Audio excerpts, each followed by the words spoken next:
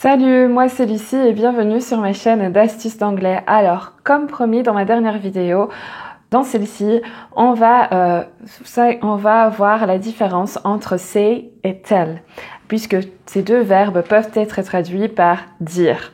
Alors, c'est vrai que parfois, il y a une petite différence entre ces deux verbes. Donc, tu peux dire say quand c'est vraiment dans le sens de dire quelque chose et tell quand c'est dans le sens de raconter quelque chose. Donc, par exemple, dans la musique, tu peux retrouver donc say something, I'm giving up on you. Say something, I'm giving up on you. Say something, I'm giving up. Et alors là, ça veut dire dis quelque chose parce que je suis sur le point de renoncer à toi. Alors après, justement, dans une autre chanson, tu peux trouver la phrase par exemple I'm not trying to tell you bedtime stories. I'm not trying to tell you bedtime stories. I'm not trying to tell you bedtime stories. Donc, je ne suis pas en train d'essayer de te raconter des histoires pour t'endormir. Donc, bedtime stories, généralement, ce sont les histoires qu'on raconte aux enfants avant de dormir. Donc, je ne suis pas en train d'essayer de te raconter des histoires pour dormir. Donc, ça, c'est une différence que tu peux faire entre say et tell. Mais c'est pas toujours le cas. Par exemple, dans la phrase, tu as dans deux phrases, tu peux avoir par exemple she said she doesn't like coffee.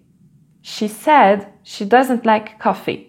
Donc elle a dit qu'elle n'aimait pas le café, qu'elle n'aime pas le café. Et puis she told me she doesn't like coffee. She told me she doesn't like coffee. Donc elle m'a dit qu'elle n'aime pas le café. Encore une fois, elle m'a dit. Et pourtant, tu as utilisé told, le passé de tell, et said, le passé de say. Et là, il n'y a plus la différence entre raconter ou dire. Allez, viens, je t'explique comment faire la différence une fois pour toutes entre ces deux verbes et ne plus jamais faire d'erreur.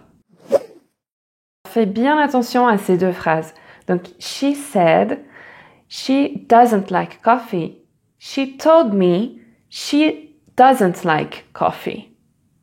Est-ce que tu vois une différence? Alors, en fait, avec say, tu dis directement ton info. Avec tell, tu as besoin de la personne. Donc, tu as she said she doesn't like coffee directement et she told me she doesn't like coffee. Après le told, tu as me, donc moi, elle m'a dit à moi. Et donc, c'est ça la différence. Donc, tu dois retenir à chaque fois deux phrases pour bien faire la différence entre say et tell. Donc, tu as tell something to someone, donc raconter quelque chose à quelqu'un. Ou alors tu peux dire juste tell someone something, donc raconter quelque chose à quelqu'un. Donc là, on va pas dire comme en anglais, mais c'est juste donc tell someone something. Et avec say, c'est say something to someone. Donc, avec say, tu as toujours la chose qui va venir juste après le verbe, l'info. Et avec tell, c'est la personne qui va venir juste après le verbe. Donc, say something to someone et tell someone something. Donc, tu vois la différence? Donc, par exemple, si tu veux dire à quelqu'un, dis bonjour de ma part à telle personne. Donc, tu peux dire say hi to Tyler. Say hi to Tyler. Donc, dis bonjour à Tyler. Mais tu peux dire aussi, tell Tyler, I said hi. Tell Tyler, I said hi. Et donc là, tu peux donc tell Tyler. Donc tu as say to Tyler and tell Tyler. Tu vois la différence? Alors la même chose, tu peux dire she told me she was sick. That's why she didn't come to work. Mais she said she was sick. That's why she didn't come to work. Donc, le premier, donc, she told me she was sick. Donc, elle m'a dit qu'elle était malade. Et donc, là, tu as le told me. Donc, tell someone something. Et she said she was sick. Et donc, là, tu as juste say something. Donc, elle a dit qu'elle était malade. Donc, voilà. Ça, c'est la différence. Donc, un premier truc qui ne fonctionne pas tout le temps, c'est donc say comme dire, tell comme raconter. Donc, par exemple, what did you say? What did you say? Qu'est-ce que tu as dit? And what did you tell him? Qu'est-ce que tu lui as raconté? Mais parfois, ça ne fonctionne pas tout le temps.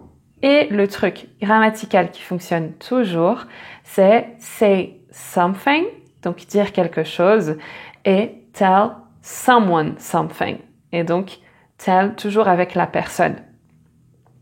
Alors, c'est vrai que parfois, tu peux avoir des expressions, donc comme par exemple, tell a joke. Donc, tell a joke, donc raconter une blague. Tell the truth, donc dire la vérité. Tell a lie, raconter un mensonge. Et donc avec say, c'est toujours say something, say my name aussi. Donc c'est possible. Et voilà. Donc ça, ce sont donc les différences entre ces deux verbes.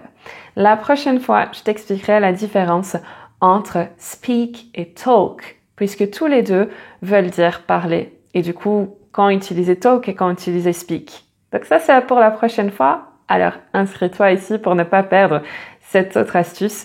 Et tu peux aussi me suivre sur Instagram. Je vais poster donc encore des expressions que tu utilises avec tell, des expressions que tu utilises avec say et un petit quiz pour que tu puisses pratiquer et pour que tu puisses t'entraîner. Allez, see you, à la prochaine!